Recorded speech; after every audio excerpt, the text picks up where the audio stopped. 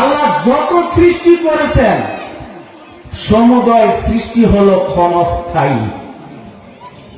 একমাত্র আল্লাহ হলেন চিরন্তন, অনন্ত, চিরস্থায়ী, চির তত্ত্বাবধায়ক, চিরজীবী, সর্বশক্তিমান। আর যা কিছু আছে এসব কিছু হলো ক্ষণস্থায়ী, মুমকিন, মুখাপেক্ষী, মামলুক, আল্লাহর অধীন। তাইলে ক্ষণস্থায়ী আর মুমকিনের আর মামলুকের ইবাদত চলে না। চলে কার ইবাদত? একমাত্র আল্লাহ।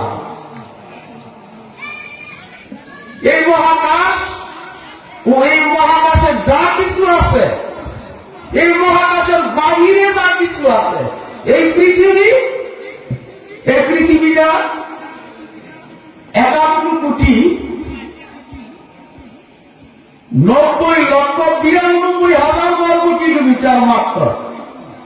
এই পৃথিবীতে যা আছে, এই পৃথিবীর ভিতরে গর্ভে যা কিছু আছে, পৃথিবীর বাইরে যা কিছু আছে, এর সব কিছুই আল্লাহর অস্তিত্বের দলিল, তার বরত্বের দলিল, তার একত্বের দলিল, তার শ্রেষ্ঠত্বের দলিল।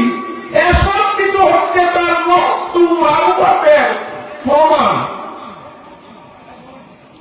আল্লাহর প্রতিটি সৃষ্টির মধ্যে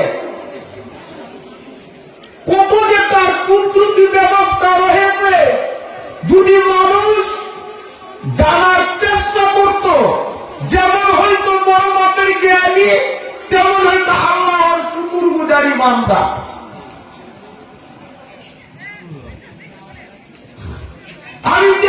আমি আল কোরআন থেকে আয়াতুল কারিমা পাঠ করেছি, 4টা আয়াত পাঠ করেছি। শুধু 4টা এই আল কোরআনের যত আয়াত আছে, সমস্ত আয়াত, এক একটি আয়াত ইসলাম বিদ্বেষী সকল চক্রের জন্য একটা খোলা চিঠি। যখন এই কোরআন নাযিল হয়েছিল তখন বিরুদ্ধবাদীরা চ্যালেঞ্জ করেছিল, চ্যালেঞ্জের জবাব তারাই দিয়েছিল, লাইসা হাযা কালামুল বাশার, এটা মানুষের আদিত্য কোনো বাণী নয়। এজাবৎ মানুষ যত কিছু আবিষ্কার করেছে, এর মধ্যে কয়েকটা আশ্চর্য আবিষ্কার আছে মানুষের, এর মধ্যে কম্পিউটার একটি। যারা কম্পিউটার আবিষ্কার করেন তারা কম্পিউটার মাঝে আল কোরআনের একটা প্রোগ্রাম তৈরি করেছে। এই কোরআনটা চেক করার জন্য এটা আল্লাহর পক্ষ থেকে না হযরত মুহাম্মদ সাল্লাল্লাহু আলাইহি সাল্লামের আদিত বাণী। এই কম্পিউটারে তাদেরকে কি তথ্য দিল? তাদেরকে তথ্য দিল এই পৃথিবীর শুরু থেকে শেষ পর্যন্ত আল্লাহর সৃষ্টি করে যত মানুষ আছে, সবাই যদি একত্রে বসে যায় এবং 662 সেপ্টিলিয়ন বছর পর্যন্ত বসে, 662 সেপ্টিলিয়নের মান কত? 2টা সংখ্যার পরে 24টা শূন্য দিবেন, শোনেন। তারপরে 63 অক্টিলিয়ন বার প্রচেষ্টা চালাইতে হবে। 63 অক্টিলিয়নের মান কত? 27টা শূন্য দিবেন। আর মানুষ তো মাত্র পৃথিবীতে এসেছে আজ থেকে 2 বিলিয়ন বছর আগে। এটা কম্পিউটারে তথ্য দিল। বিশ্বকুল সরদার, নবীকুল সরদার, সাইয়েদে আলম, রহমতে আলম, রাহমাতুল লিল আলামিন, হুজুরে আকদাস, হুজুরে আনোয়ার সাল্লাল্লাহু আলাইহি সাল্লামকে আল্লাহ বললেন, রাসূল গো, আল্লাহ জানে না কম্পিউটার আবিষ্কার হবে, আপনি এদের আগেই জানাই দেন। কি জানাই দিবেন? কুল্লা ইনিজে তামাআতুল ইনসু ওয়াল জিন্নু। দেখছেন? হে বাবু বাবা বলে দিন, আমার সৃষ্টি করে যত মানব আর জিন আছে সবাই যদি একত্রে বসে যায় এই কোরআনের মতো কোরআন আনয়নের জন্য সূরা বনি ইসরাইল আয়াতটা আপনি জানাইবেন আনতে পারবে না। যদি জিনে মানুষকে সাহায্য করে, মানুষও জিনকে সাহায্য করে। তানজিলুল কিতাবি লা রাইবা ফীহি মির রাব্বিল আলামিন।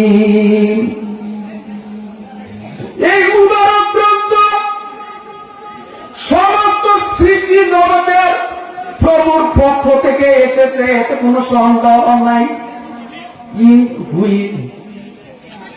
হুইচ দেয়ার নো ডাউট, এতে কোনো সন্দেহ নেই।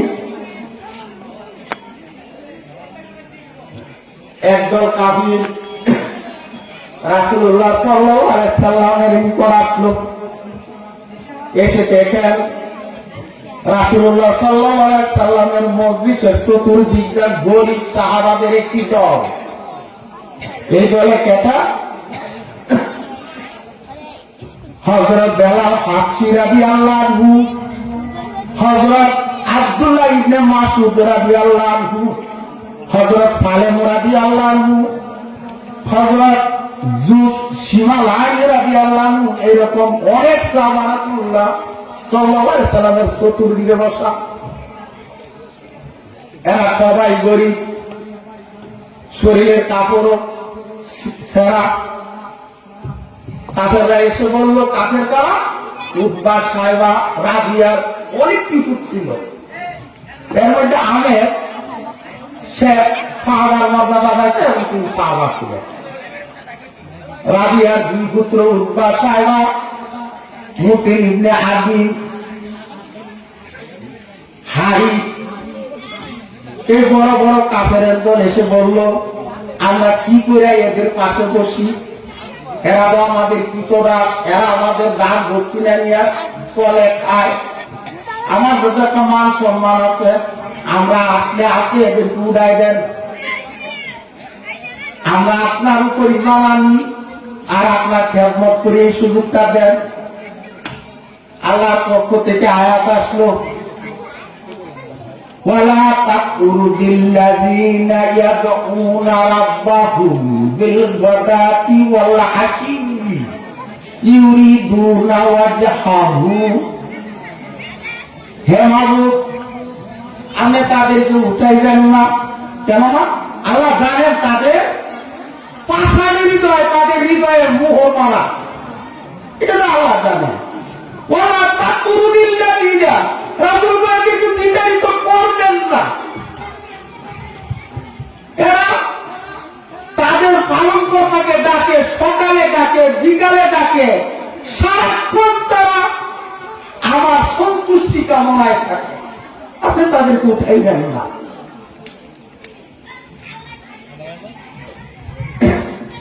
নবুয়তের ৫ম সালে কিছু সাহাবাকে রাসূলুল্লাহ সাল্লাল্লাহু আলাইহি সাল্লাম নির্দেশ দিলেন, তোমরা চলে যাও মক্কা। মক্কা এখন মুসলমানদের জন্য এমন অবস্থা হয়েছে, যত নির্যাতন, নিপীড়ন, দুঃখ কষ্ট আছে সব তারা দিতে লাগলো।